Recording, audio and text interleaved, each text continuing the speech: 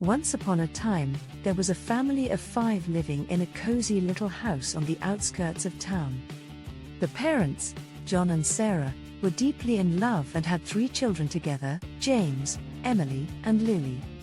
They were the perfect family, or so it seemed.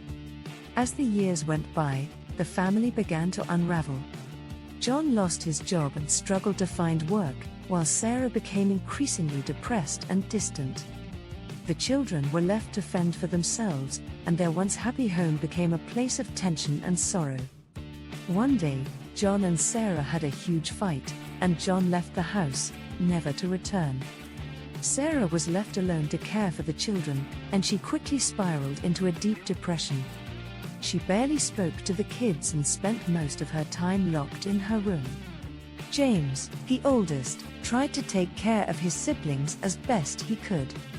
He cooked meals, cleaned the house, and helped Lily with her homework. But it was a heavy burden to bear for a teenage boy, and he began to feel overwhelmed and hopeless. Emily, the middle child, coped by retreating into her own world.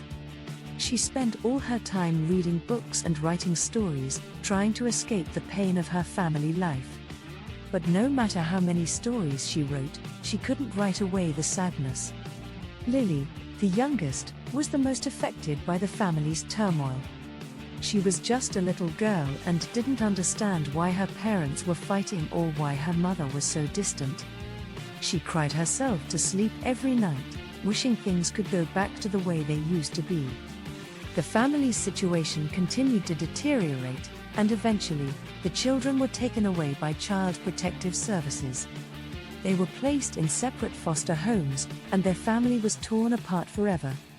James, Emily, and Lily never forgot about their family, and they continued to carry the pain of their childhood with them for the rest of their lives. They never found the love and security that they had once known, and their broken family was a constant source of sadness and regret.